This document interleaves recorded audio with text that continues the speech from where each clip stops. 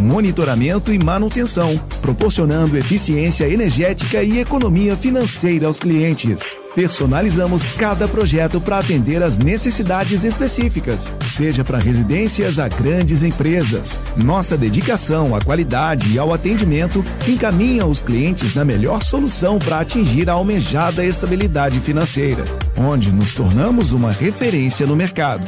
Faça parte da revolução da energia solar com a Eletricampus. Entre em contato hoje mesmo para transformar sua casa ou empresa em um ambiente mais sustentável e econômico. 22 30 33 22 13. Na HDI Seguros, tudo funciona com precisão e segurança. Aqui, proteção sem surpresas é o verdadeiro terror das incertezas. São milhões de brasileiros que confiam nas nossas soluções. Porque quando o seguro funciona de verdade, o incerto não tem vez. HDI Seguros. Certeza que te deixa seguro. O registro do produto é automático e não representa a aprovação ou recomendação por parte da SUSEP. O Centro de Diagnóstico Unimed oferece tecnologia de ponta e atendimento qualificado. Contamos com uma ampla gama de exames de imagem, garantindo diagnósticos ágeis e precisos. Pensando na sua comodidade, realizamos atendimentos também aos finais de semana e feriados. Conheça a unidade, que fica na rua Batista Lacerda, número 29, Parque Rosário, bem ao lado do nosso hospital.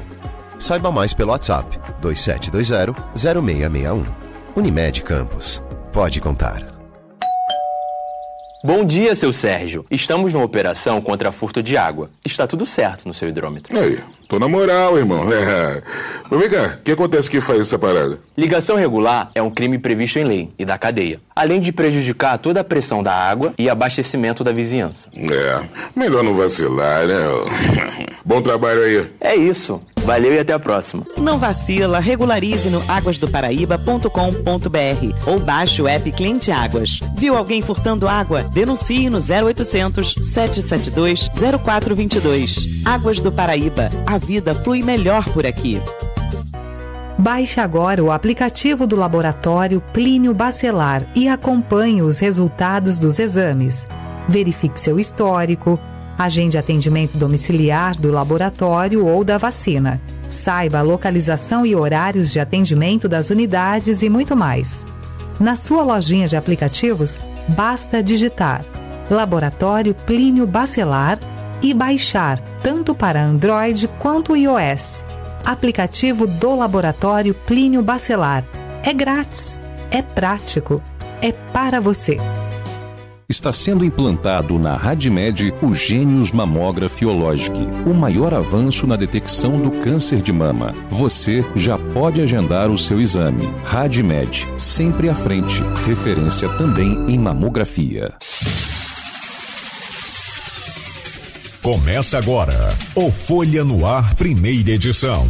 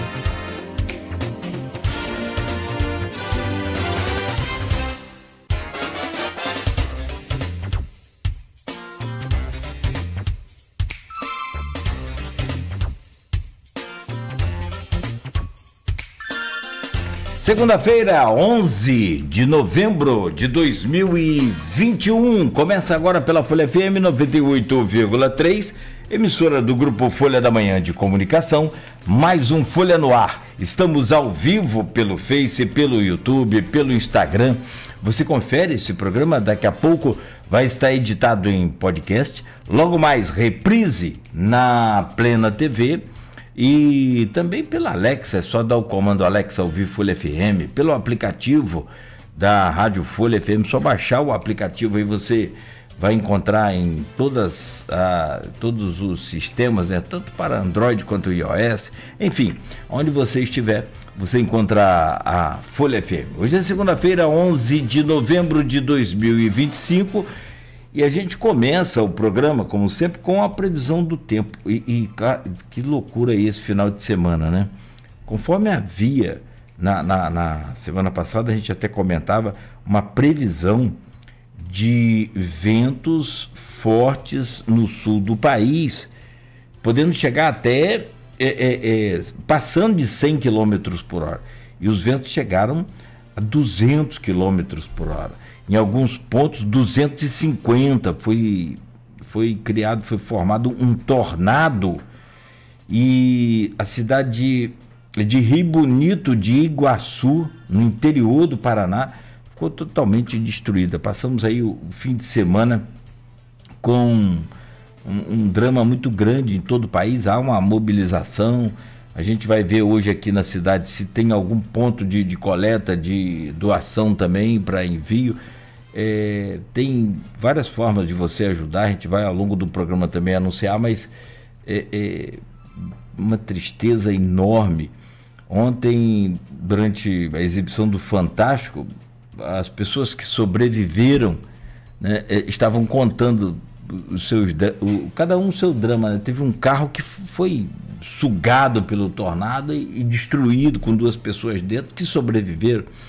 Teve uma mulher que estava na academia com acho que a filha e o marido viajando, né? Quando voltou saiu da academia depois do temporal e do tornado, foi ver, não tinha mais a casa dela. Foi uma destruição total lá naquela cidade, uma cidade pequena de interior, mas com várias vítimas e com, né, agora mais esse fenômeno acontecendo. E isso não é a primeira vez. Nessa intensidade, eu confesso que não tem lembrança de ter acontecido nos últimos anos, mas Santa Catarina sofre muito com esses ventos fortes, tem sempre muita queda de árvore, casas destelhadas. Nessa proporção, não me lembro de ter visto. Então, ao longo do dia, a gente vai estar informando aqui também sobre essa questão do ponto aí de coleta, sempre a SIC, CDL, o pessoal faz aí, então a gente vai estar anunciando aqui. E aí, se você quiser ajudar, é importante. Bom, para hoje, há um alerta aqui do Instituto Nacional de Meteorologia para campos de temperaturas baixas. Apesar do sol, a previsão é de tempo ensolarado hoje, com máxima de 25, mínima de 17. Agora faz 20 graus aqui no centro da cidade. Para esta semana, a previsão é essa: o tempo bom, firme, mas com temperaturas baixas durante toda a semana. Na quarta-feira, chega a 16 graus de mínima, que é relativamente frio para esse período do ano aqui para a nossa região. Não há previsão de chuva nem para hoje e, por enquanto, nem para esta semana aqui na nossa região.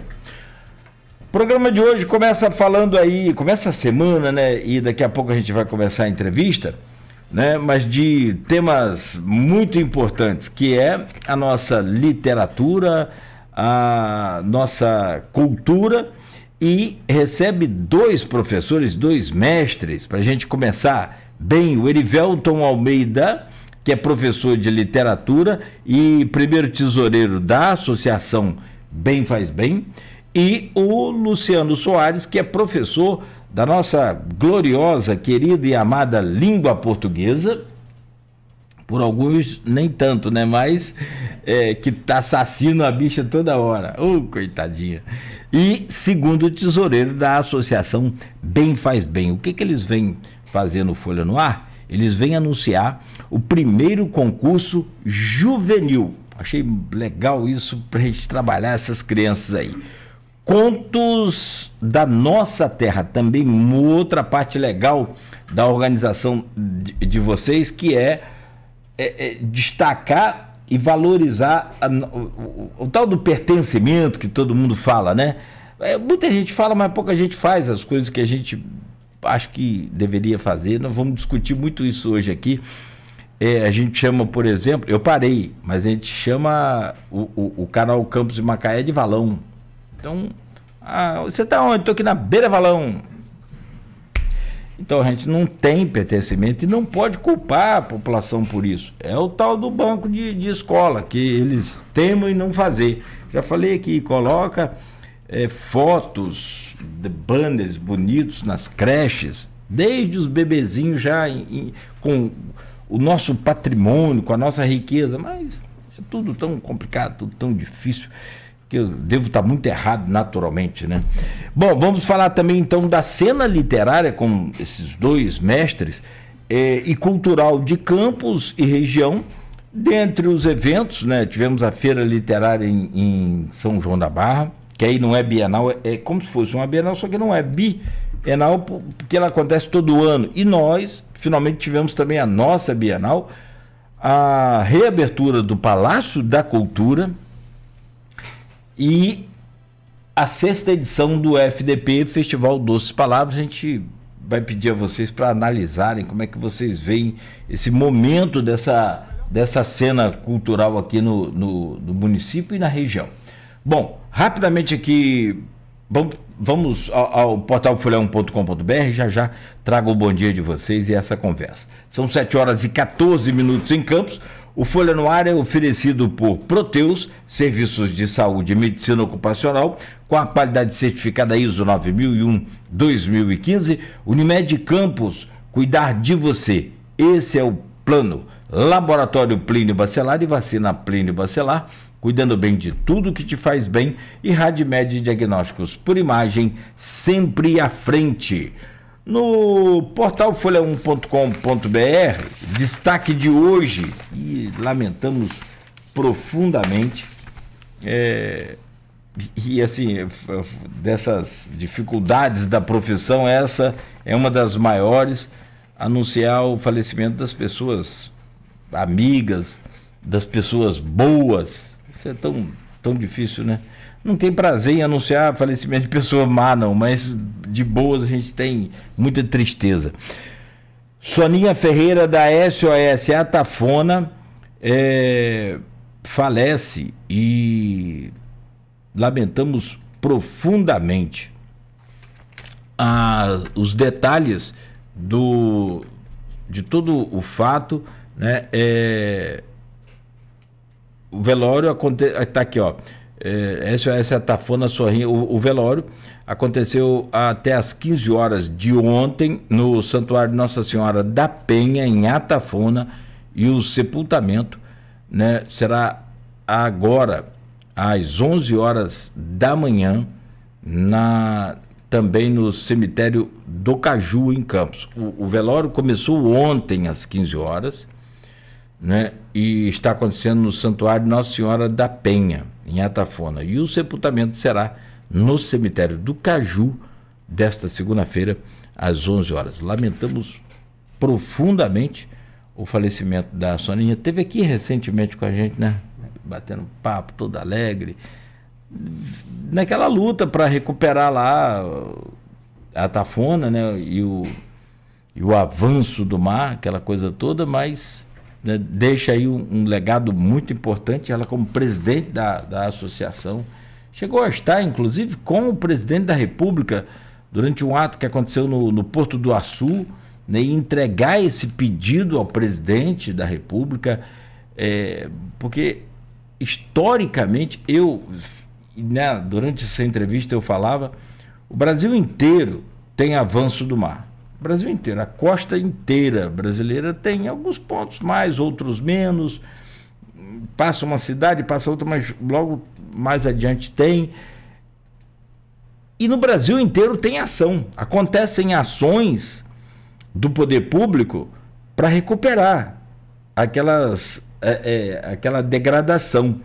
O único lugar no Brasil que eu conheço que não tem nenhuma ação e já foram destruídas mais de 500 casas é a Tafona. O único que eu conheço, se tem outro que tem as mesmas características e que destruiu tantas casas, eu não conheço. No Brasil, não.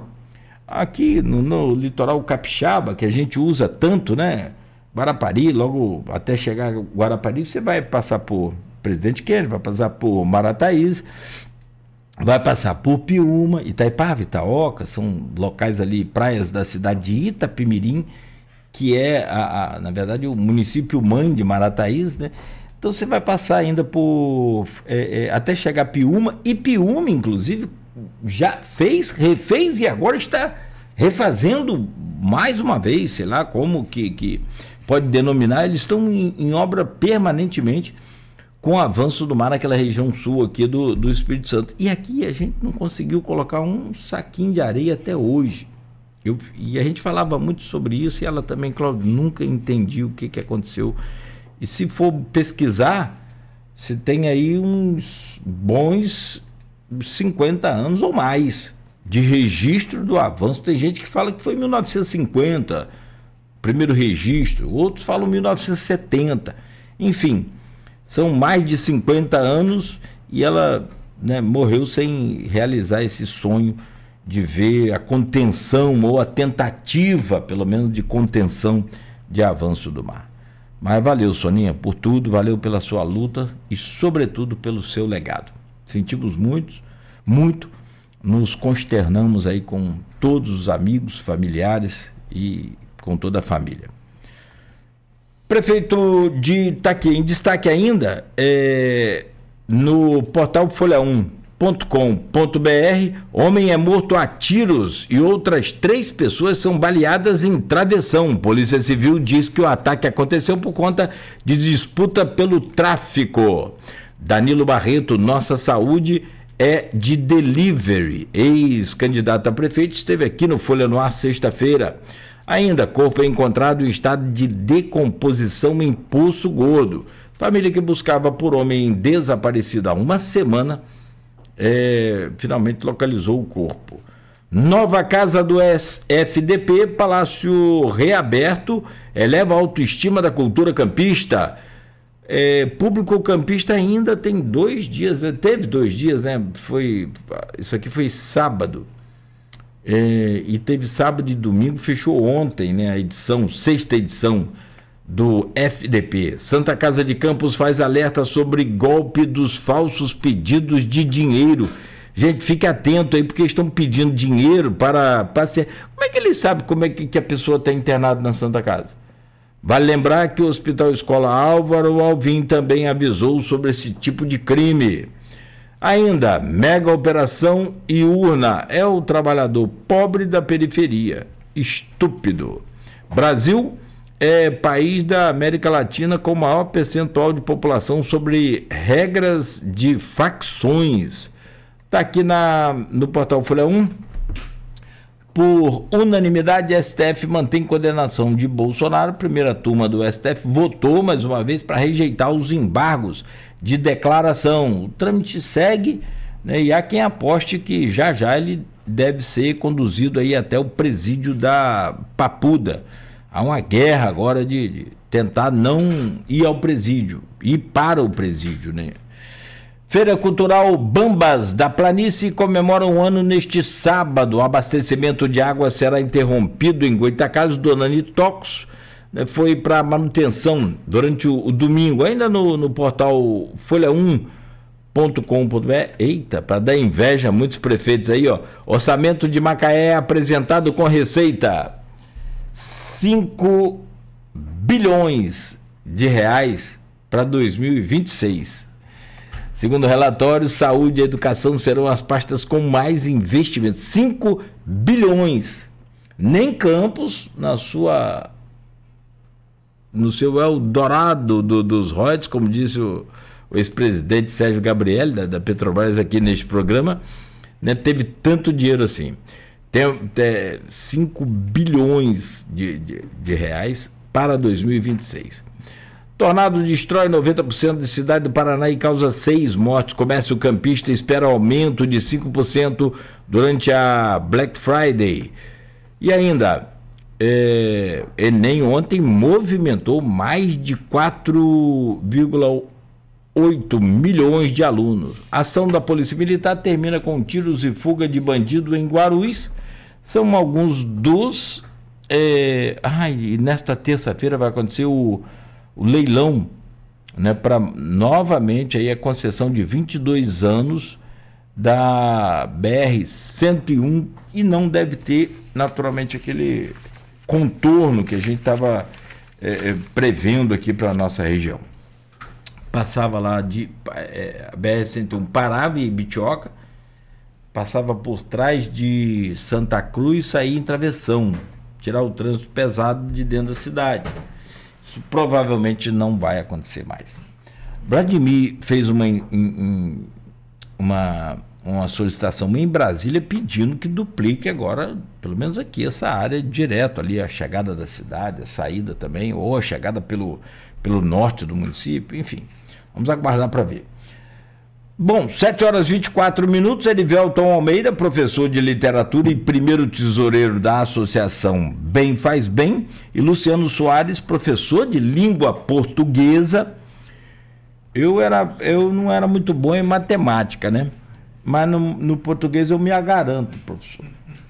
Tem essa coisa aí de brasileiro inventar meme para tudo. Aqui, bom dia, Erivelton, seja bem-vindo, obrigado pela sua presença aqui nesta manhã. Bom dia, Cláudio. Bom dia, ouvintes. A gente que agradece essa oportunidade, né? Que é única da gente poder se dirigir ao público, se dirigir à população de Campos, né? Desse projeto que nós estamos aí como desafio em levar, né, um pouco de cultura, expandir, né, os escritos e o entendimento sobre o nosso folclore na nossa cidade. E vocês mantiveram, eu acho que eu interrompi minha fala, vocês mantiveram o nosso folclore, eu entrei com aquela coisa de valorizar o que é nosso, acabei não concluindo. Que bom, né? Vamos falar do rural, vamos falar de tanta coisa boa, e isso é uma das regras do concurso que nós vamos explicar aqui daqui a pouco. Sim. Muito bom. Deixa eu trazer o bom dia do professor Luciano Soares. Professor, bom dia, prazer recebê-lo aqui, obrigado pela sua visita. Vamos conversar bastante hoje sobre esse concurso promovido pela Associação Bem Faz Bem. E claro, vamos falar de cultura, de literatura, vamos falar de muita coisa boa. Bem-vindo, obrigado pela presença do senhor. Muito obrigado a você, Alberto, aos ouvintes, à direção da Folha FM.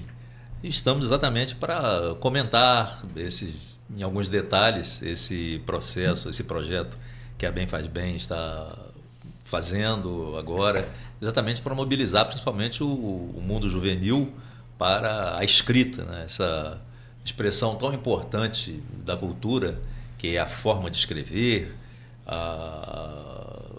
as motivações, as realidades locais. E parece que a grande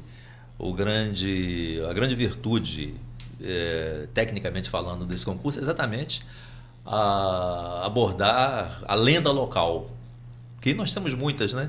Temos o rural, temos o índio Goitacá, que em muitos momentos deixa de ser história e passa a ser uma lenda, né?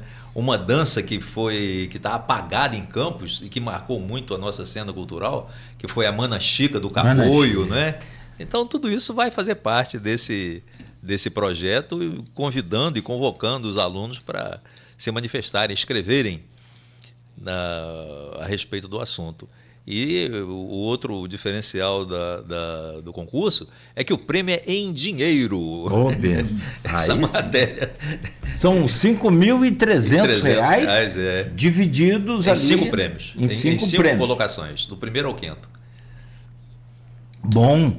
Outra forma de incentivar, na minha opinião, do primeiro ao quinto, quer dizer, como dizia meus meninos pequenos, né? Agora já cresceram, não falo mais, mas eu ganhei em segundo, pai. De fato, não está tão errado assim, não. Que a gente fica só quem ganhou em primeiro, mas tinham quantos, filho? Não, tinham 20. Então tá bom. Se só tivesse 2, aí ia ficar complicado. Mas ganhar em quinto também é uma vitória. Claro, é lógico. Muito boa essa percepção, porque você dá prêmio só a 1 ou 2, e aí você acaba desestimulando. De repente, o quinto pode virar um grande escritor. Exatamente. Acontece isso muito. Pelo exercício, né? Só em participar já está ganhando. Mas não é, eu acho que é uma vitória. E nesses tempos, nós aqui estamos. Você está pintando cabelo de branco, você raspou o cabelo para dizer e tal, mas nós estamos novos ainda.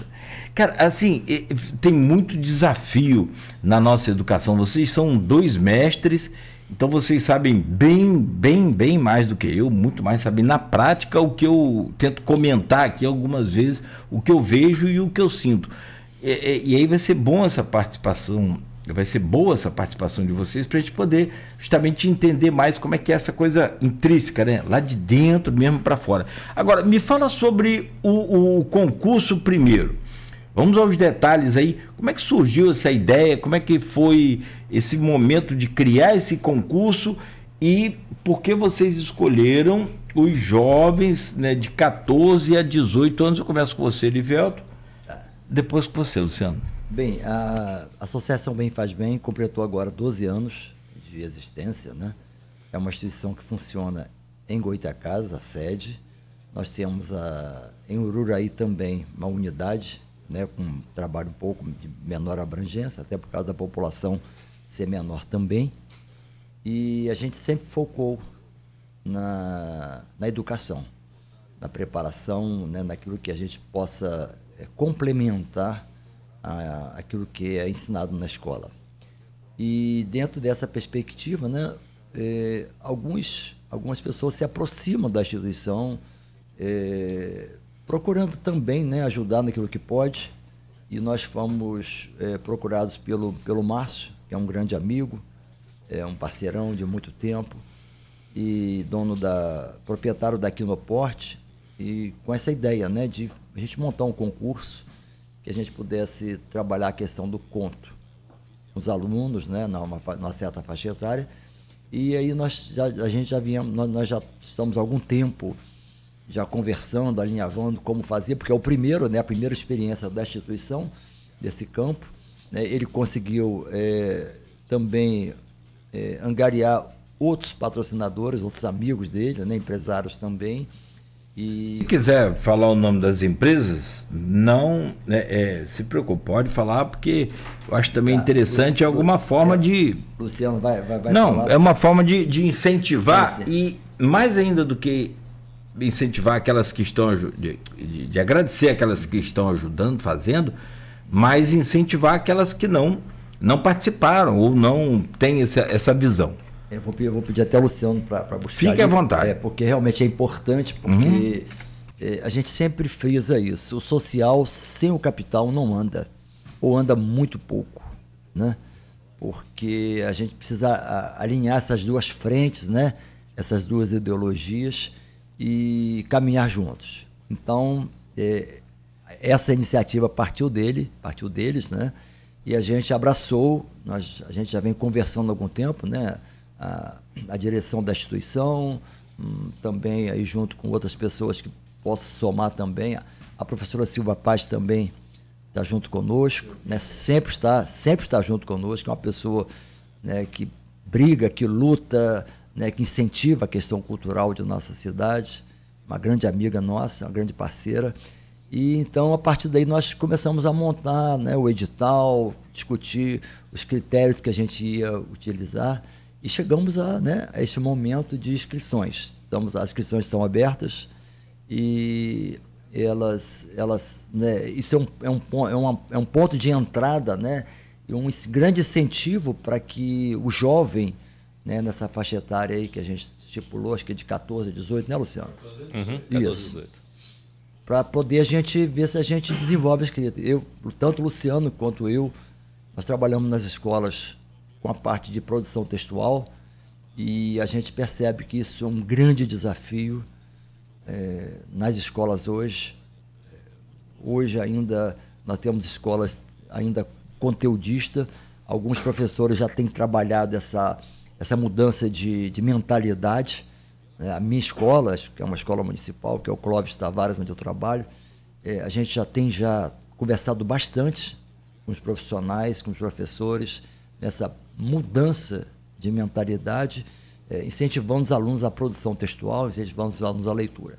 Então, a gente procura aí também, esse é apenas uma gota d'água no oceano desse concurso, né? Mas já é um ponto inicial e incentivando outras instituições, empresas, né? A iniciativa privada, o governo também, que possa trabalhar nesse sentido. Se a gente não se movimentar, nada acontece. Pois é, essa promoção, ela talvez represente aquilo que falte na nossa realidade cultural, que é a aproximação da classe empresarial ou de pessoas que participam economicamente falando, o primeiro grupo da sociedade brasileira, e essas pessoas que, utilizando a expressão bastante comum, que são as pessoas excluídas, porque, em realidade, a escola pública brasileira, ela, em comparação com a escola particular, ela está muito aquém, por várias e várias razões que não cabe aqui discutir. Então, quando um grupo de empresários busca bem, faz bem, que trabalha prioritariamente com pessoas, de certa forma, excluídas, o que se faz é exatamente a tentativa de equilibrar isso, não é? Porque a distância é muito grande. Então, um dos méritos desse concurso, embora o concurso trabalhe com a escola particular também, o concurso é aberto a escolas particulares e públicas, ele parte de uma instituição que presta serviços a uma comunidade, presta serviços a um grupo de pessoas com mais limitações financeiras. E essa ideia do Marcinho, lá da Aquinoporte, do Márcio Aquino, é exatamente fantástica e produtiva, porque aproxima as classes que fazem parte da sociedade brasileira, né? Eu acho isso fundamental. Quer dizer, essa tentativa de buscar equilibrar essas diferenças socioeconômicas e culturais também. Mas, repisando, é um concurso aberto a escolas públicas, alunos de escolas públicas e alunos de escolas particulares, não é? Sem trabalhar essa distinção, como talvez seja da sua época. Na minha era assim, né? Na época do liceu você não tinha distinção de classes. Ali você tinha uma mistura, né? Pessoas bem colocadas financeiramente, outras não tão bem colocadas, pessoas que moravam em Guarulhos, pessoas que moravam na Pelinca. Quer dizer, havia um convívio, uma interação. E isso é fundamental.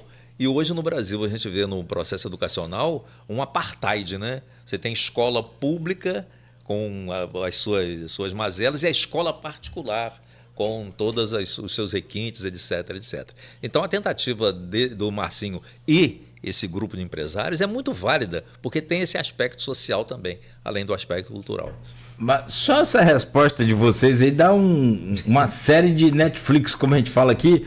Essa, por exemplo, de escola particular e pública, tem até um tema aqui no grupo desse programa e do blog Opiniões, que é do Aloysio Abreu Barbosa, colocado lá pelo professor Marcelo Félix, numa resposta ao Hamilton Garcia, outro mestre também, né?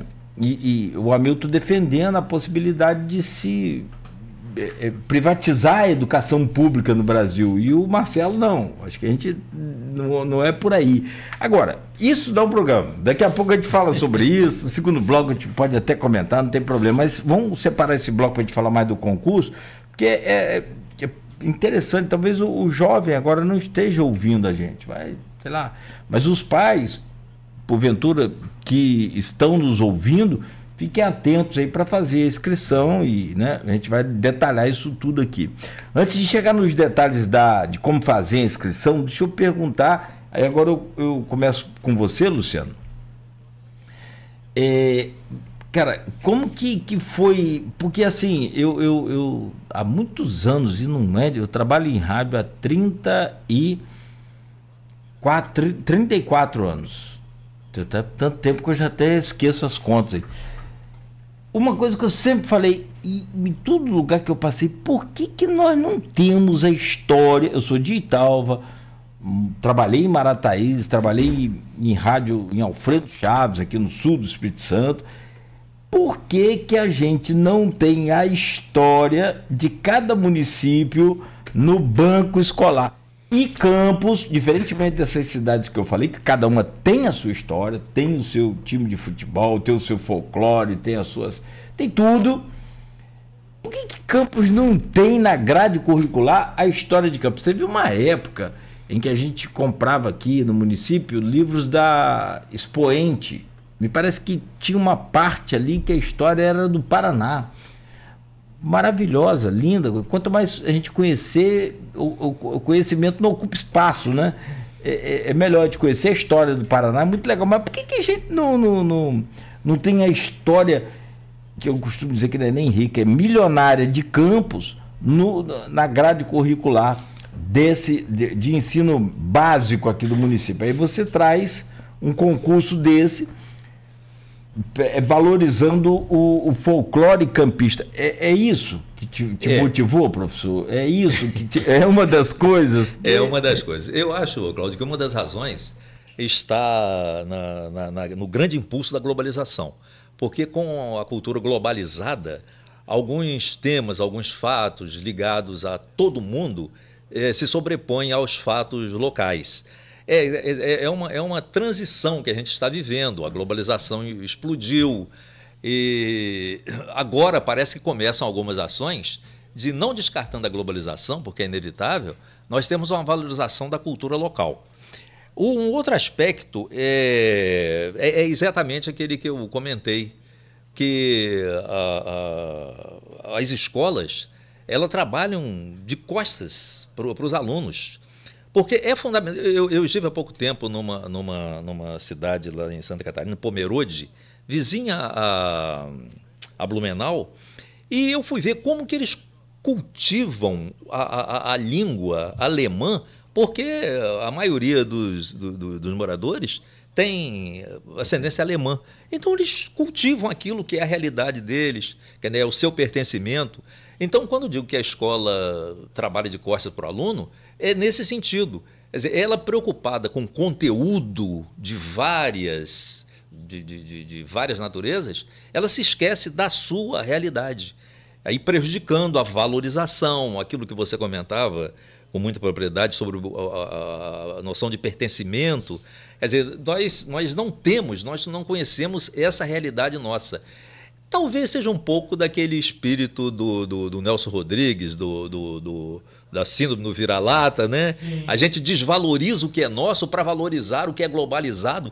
E, em realidade, aí acontece um fato curioso. Quem valoriza o que é local são aqueles que estão distantes de nós. Por exemplo, no Japão, a bossa nova no Japão é super valorizada. Sim. Não é? E aqui, quando você fala em bossa nova, não, olha... Aí a gente valoriza algumas culturas americanas. É só para velho. Pois, exatamente. Porque é da década de 70, década de 60, 70. E o Nova York valoriza, o Japão valoriza muito. Nunca vi música envelhecer. Isso é coisa de Brasil, né? Agora, algumas tentativas. Você sabe, na década de 70, o Ariano Suassuna, que foi secretário de Educação em Pernambuco, e em todo Pernambuco, e também em Olinda, em Recife, depois dessas cidades, ele criou um movimento muito interessante, que foi o chamado Movimento Armorial, que visava exatamente... foi uma indignação dele. Ele achava um absurdo nós estarmos importando as culturas sem valorizar aquilo que é nosso. Então ele criou o Movimento Armorial, que foi para exatamente dar um caráter erudito, talvez não ser erudito não seja a palavra, mas dar um caráter de nobreza àquilo que se produzia no Brasil. Não é? Que tinha um grande valor e nós não valorizássemos. Uma vez, eu vou contar um fato aqui que me marcou muito.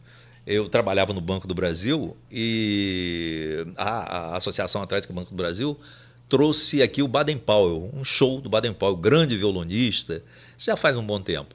E aí, depois do show, o Baden Powell lá na cantina da BB, no bar da BB, conversando de maneira mais informal, ele dizendo que o Baden Powell é nome de praça na Alemanha. E aí, para a gente ver a importância dele. Então, ele dizendo que uma vez fazendo um show na Alemanha, alguns músicos da Alemanha perguntaram se aquela música que ele estava tocando, que era um chorinho, se aquilo era a música clássica do Brasil. Quer dizer, o chorinho erguido à condição de música clássica para a Europa, em especial para a Alemanha, né? Se você olhar, fala, chorinho, a maioria do povo... Não, chorinho não. Se bem que o chorinho agora está voltando, né? Parece que tem mais de 1000 escolas no Brasil ensinando chorinho.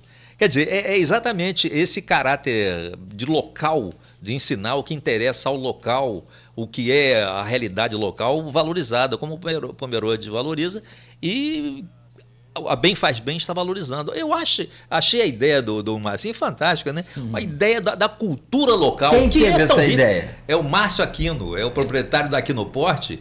É um colaborador, como o Eriveldo disse, é um colaborador lá. Legal. Partiu tudo deles, Partiu então. tudo dele. Ele bom. Falou que ele baixou um santo nele e falou, rapaz, vamos fazer. Aí ligou para mim, vamos fazer isso. E a ideia foi criando o corpo. Professor Eriveldo. Aproveitando, né, você me perguntou quem são esses empresários, né? Sim. Permissão citar aqui: Primo Salles, Contabilidade, Lomar Embalagens, Liga Vitória, corretora de seguros, Aquinoporte, né, que é uma empresa de estrutura metálicas, Paiva Freitas Empreendimentos e Açaí House. Né? Esses 6, né, colaboradores, né, patrocinadores, né, liderado pelo Márcio, estão aí, né, somados, né, ao que nós fazemos na parte social, o que eu falei para você, né, o social e o capital se unindo em prol da cultura, em prol, né, do incentivo, em prol do crescimento, né, daquilo que a gente tem mais de valoroso, que é o nosso folclore, né, em termos aí de memória. E sobre essa questão da valorização da nossa história, como que você viu essa mesma pergunta que eu fiz pro Luciano, eu faço para você, como que você vê, e porque aí é aquela história, não tem como a gente dissociar aqui o banco escolar, né, até porque a gente está falando para o juvenil, né, especificamente, de 14 a 18 anos, que eu achei também fabuloso, porque eu tenho muita esperança no dia que a gente começar a trabalhar a juventude. Vamos melhorar o trânsito, vamos melhorar a educação como um todo no supermercado. O cara vai para o supermercado, parece que ele vai para a guerra. Eu não sei se é com vocês assim, mas eu já levei umas 3 porradas de carrinho de supermercado no tornozelo, que eu falei, minha filha, eu sou corredor, eu gosto de correr. Não machuca meu instrumento de lazer, não, porque machucou meu tornozelo, bem que eu vou correr. Rapaz, eu vou te falar uma coisa, é um negócio complicado. Porque se fosse um homem, a gente dava ou apanhava, né? Mas como que você vê? Porque a gente sempre fala que já chegou até o Edmundo Siqueira, que é também escritor dos bons, é bancário também como você, é rico também. Bons tempos. Rapaz, na nossa época, nossa época, fala assim, as pessoas falam que um monte de velho que tá. Não, é que antigamente, o que é? As pessoas tinham assim, as mulheres que casavam com os bancários estavam. Nossa, família realizou-se. E os homens que casavam. E os homens que casavam com a professora. Nossa, mãe, que. Tá. Coitado. E até o negócio é tão estranho que até. Isso dá até um meme, né? Isso dá meme. Com certeza. E é tão estranho que década de 70, 60, não tinha tanto homem professor. Eu fui ter, na minha formação, um homem professor, já estava lá no final do ensino médio. Do ensino básico, lá, no 9º ano, por aí. Olha lá, e não era nem de Itaúba, eu sou de Itaúba. E ele saía de Campos para dar aula em Itaúba. Então, assim, muito interessante. Mas e como que você vê, então, essa valorização? Você acha que o caminho é por aí, o professor? O Cláudio, Erivelto, pedindo licença, só para lembrar uma história do professor, um dos fundadores da Academia Campista de Letras, que foi meu professor, Álvaro Barcelos, ele dizia que na época, ele foi diretor do Departamento de Ensino Médio, na época do governador Togo de Barros, que é campista também.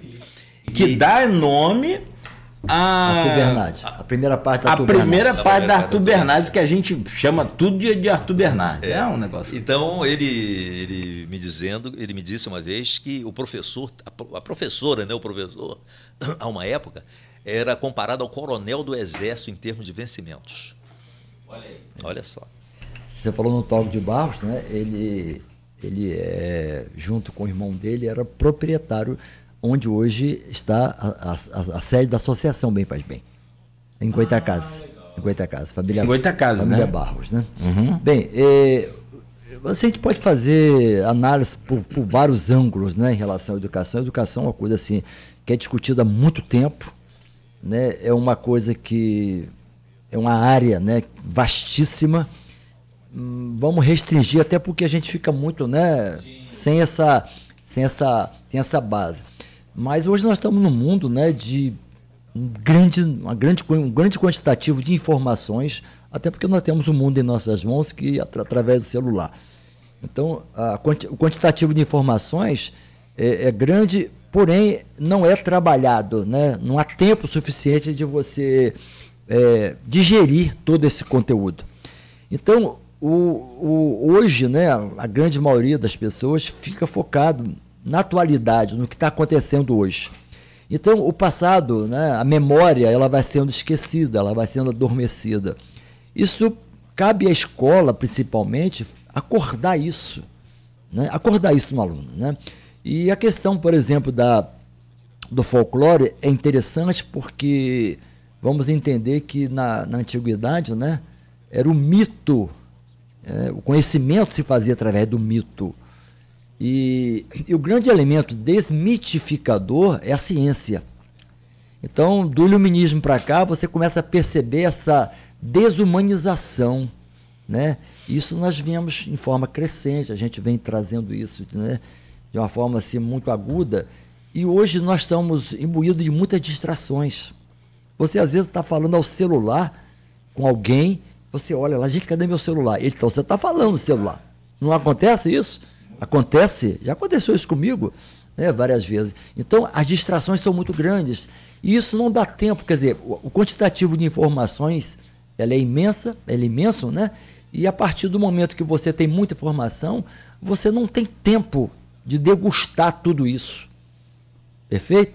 E então esse passado vai sendo esquecido, até porque ele já passou, ele passa a não ter muita importância. Mas como é importante você entender o presente, né? O passado, ele serve, a importância dele é para a gente compreender o presente, né? Ele serve de retrovisor para isso. Não que a gente fique preso ao passado. A gente quer ver que a pessoa está, né, já está envelhecida, ela só fala do que já aconteceu. No meu tempo, né, quando eu era criança, quando eu era jovem, não era assim. Então, esse saudosismo. Mas o passado, né, que é através dessa busca da memória, é importante para você entender o presente. Eu e o Luciano, a gente vem conversando muito, trocando muita ideia. Eu atualmente, né, na minha escola, estou desenvolvendo um projeto de alfabetização tardia, que são alunos do 6º ao 9º ano, que não sabem ler e escrever. Nós temos aluno no 8º ano, isso na realidade da minha escola, né? Toda escola tem isso. De 8º ano que não sabe ler e escrever. Impressionante isso. Eu não acredito quando eu olho assim, aqueles... Meu Deus do céu. Isso quando eu cheguei à escola. Como que chegou o 8º ano sem saber ler? Isso quando eu cheguei à escola, isso me incomodou muito. Isso é o tal de aprovação automática? São vários fatores, também, né? Também, né? Então, quando eu cheguei à escola, isso me incomodou demasiadamente, a ponto de eu dizer que isso é uma violência. 8º ano, gente, é a antiga 7ª série. 7ª série. Só para... Então, a partir daí, localizar. A escola compreendeu a importância da gente resgatar isso. A gente teve uma reunião com o pessoal do primeiro segmento e eu falei para os professores a importância deles. Enquanto a gente aponta caminhos, o professor do primeiro segmento vai abrindo horizontes, né? Não é responsabilidade só do professor, é um conjunto de situações, né, que a gente vai percebendo. Então, é uma coisa que a gente, né, que a gente frisa muito, tanto o Luciano quanto eu, são 2 fatores que levam o aluno à dificuldade de escrever. Primeiro, o repertório, né? Tem pouco repertório, tem muita informação, mas muito pouco repertório. O repertório se constrói através, né, do tempo.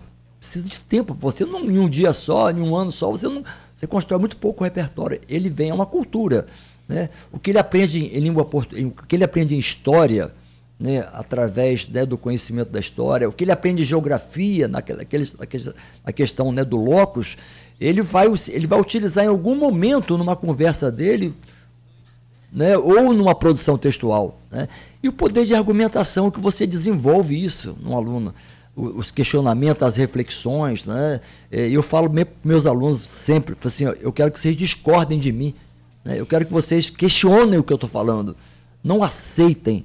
Então há uma concordância muito grande em aquilo que o professor fala e pronto, acabou, eu estou aqui para pegar minha nota e terminar o ano, né, pegar o meu diploma de ensino fundamental, de ensino médio, de faculdade.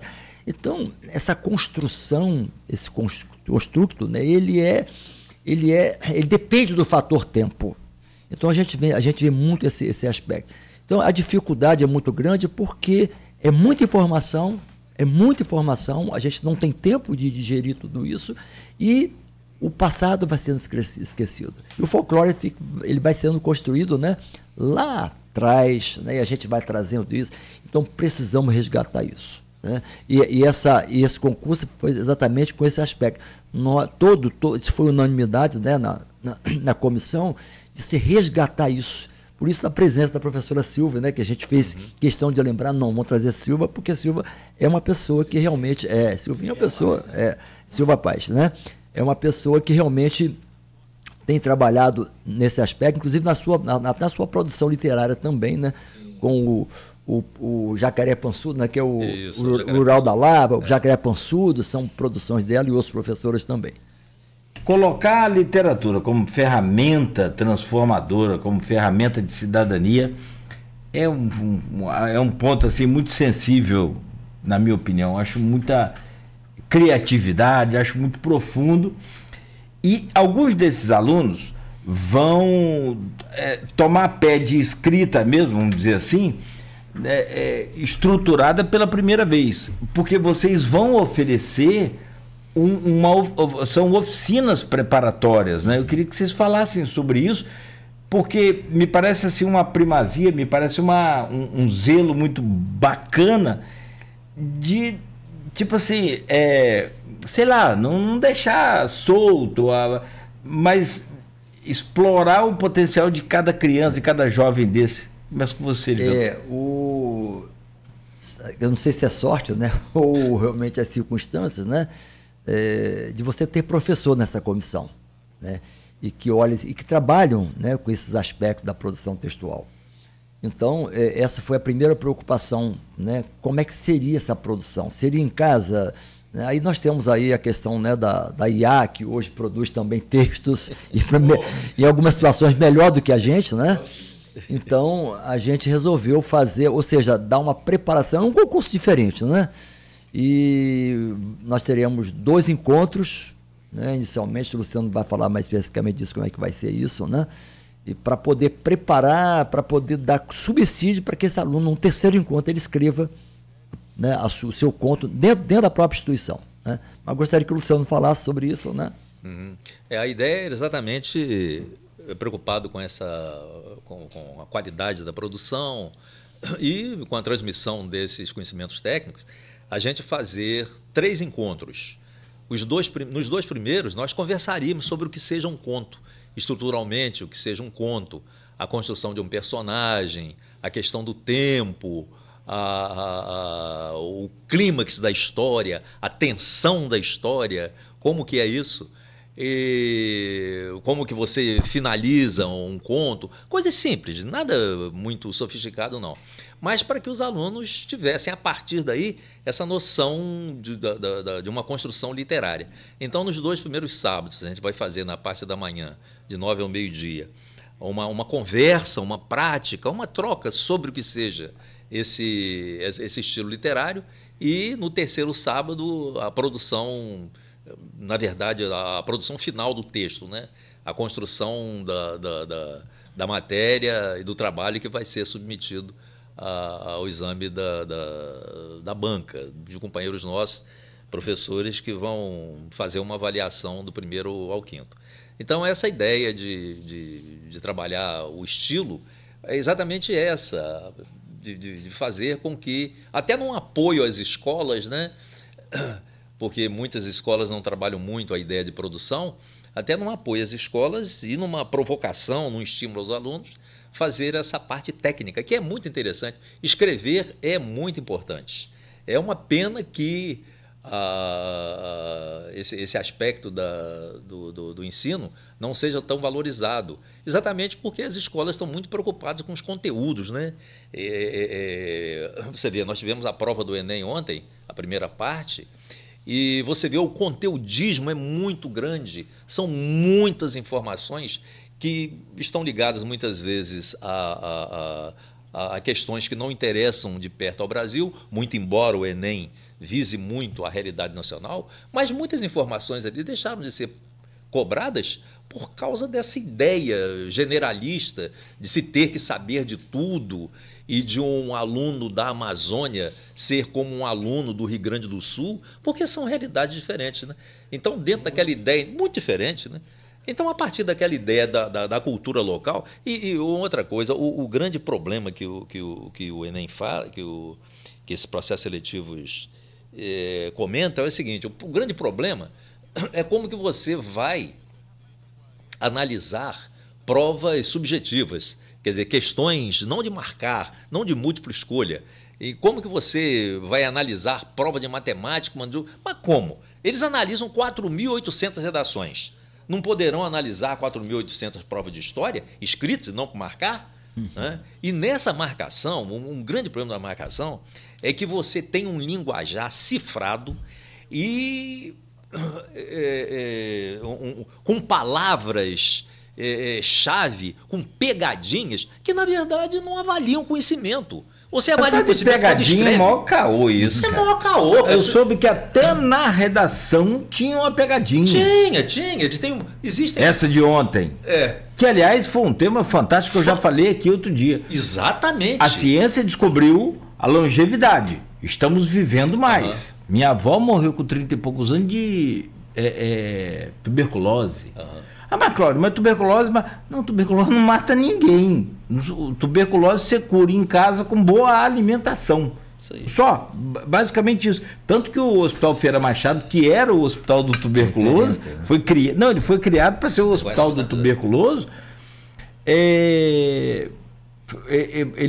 O tratamento do hospital, o acompanhamento médico e tal, e um sacolão por mês para o indivíduo se alimentar bem, uma alimentação lá por mês, uma doação de uma certa quantidade de alimento por mês. Então, assim, nós descobrimos o jeito de viver mais. Agora, como que nós vamos fazer com esse monte de velho? Porque eu já estou velho, eu posso falar então. Como é que nós vamos fazer? Onde é que vai trabalhar? Onde é que vai? Porque assim, você aposenta com 65 anos, só que você está no auge da... E aí, como é que faz? Bom tema. Eu trabalho com redação em pré-vestibular. Vou te pedir só para chegar para frente um pouquinho, por favor, sem perder o conforto aí da cadeira. Eu trabalho com redação no pré-vestibular. E a gente tem comentado muito sobre isso, sobre argumentação, sobre estratégia de argumentação. E um dos itens, por sorte, né, eu trabalhei esse tema de ontem do Enem em agosto. Nós conversamos exatamente sobre envelhecimento da população. Aliás, todo professor de redação minimamente informado trabalha o tema do Enem, sem que isso queira dizer que ele adivinhou o tema do Enem. Isso é outra conversa fiada. Então, o professor diz que adivinhei o tema. Eu trabalhei em agosto, mas todo professor minimamente informado, o professor, de modo geral, trabalha de 35 a 40 temas em pré-vestibular, e dentre esses temas, certamente, ele vai citar. Não adivinhou, ele trabalhou o tema do Enem. Mas um dos aspectos da preocupação com o envelhecimento é a distância que algumas faixas dos idosos não têm contato com a tecnologia. Então, quando o idoso se afasta da tecnologia, e isso é muito comum, né? Porque a tecnologia está muito mais ligada pela sua velocidade ao mundo jovem, quando ele se afasta, ele, de certa forma, fica excluído da sociedade. Então, um dos problemas do envelhecimento, né, é você ter isso, e uma das soluções é você aproximar através de cursos, através da intervenção do próprio Estado, das ONGs, para dar esse treinamento de tecnologia para os idosos. Mas eu acho que essa questão do envelhecimento, o tema do Enem, nesse particular, eu acho que o Enem é muito bom, porque pelo edital disse o seguinte, o edital diz o seguinte: o tema do Enem será obrigatoriamente um problema nacional na área da educação, na área da cultura, na área da economia, na área da saúde, meio ambiente, e eles sempre fazem. Segurança, né? Aliás, um dos temas do Enem foi sobre a lei seca, aí, que falava em segurança também. Isso já tem talvez uns bons 10 anos. Mas eu acho que esse tema volta àquela ideia inicial de a escola trabalhar de costa para o aluno. Então, o envelhecimento, isso tinha que ser tema, não para uma aula de 30 minutos, ou depois da aula, mas você discutir mesmo como matéria o respeito aos idosos, como é feito no Japão. Não é? O idoso no Japão tem uma valorização enorme, porque isso faz parte da cultura curricular do povo japonês. Então, quando o Enem traz esse tema, o Enem tem, de certa forma, essa virtude, né? Trazer a realidade nossa, aquilo que mexe direto conosco, para que os temas sejam ligados ao aluno, na frente do aluno, e não nas costas do aluno, né? Eu acho o tema muito bom. Foram acabar com a OSPB, com organizar, né? Ação Social Política Brasileira. Sim. E estudos sociais. Também estudos sociais, tinha... Organização Moral e Cívica. Essa mesmo também? Também. Eles alegavam que aquilo era meio doutrinação, mas era só mudar. Muda, não deixa de fazer doutrinação. Era por causa da ditadura, né? Mas falava em respeito, falava em cidadania, falava em sociedade assim, civil organizada de forma... Que a nossa sociedade civil organizada, ela não é bem organizada não, porque os caras de moto passam por cima da calçada... E se você bobear, te atropela. E os carros não param no semáforo. Agora estou parando porque tem câmera para multar, senão não para.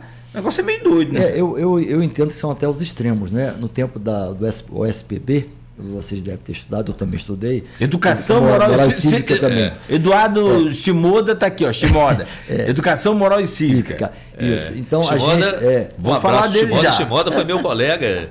No curso pré-vestibular. Ele falou aqui, ó. Deixa ele ver, terminar então, aí você percebe o quê?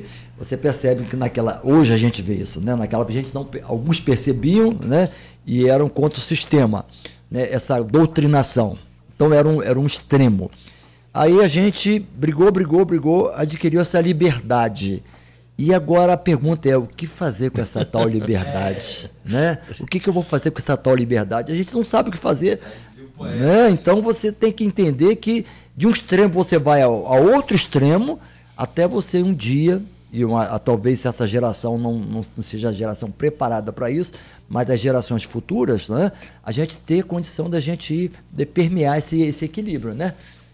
Quem conhece o Espírito Santo, eu morei lá, conheço um pouquinho, então ali em Ponta da Fruta, exatamente isso, Ponta da Fruta, Vitória, capital.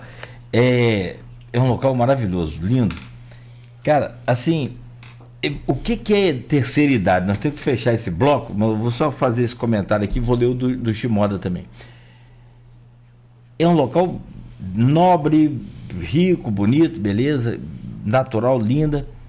Um empresário fez, sabe o quê? Ontem eu vi isso. Está montando um resort com um investimento inicial de 56 milhões de reais, totalmente voltado, única e exclusivamente, você pode ir quem quiser, mas é única e exclusivamente voltado para a terceira idade, para idoso, para o velho. Cara, assim, eu achei de uma visão sensacional, porque cadê nossas crianças? Né? É só rapidamente, você não precisa nem de buscar o IBGE, não. Pode fazer um apanhado na sua própria família. Quantos filhos seus avós tiveram?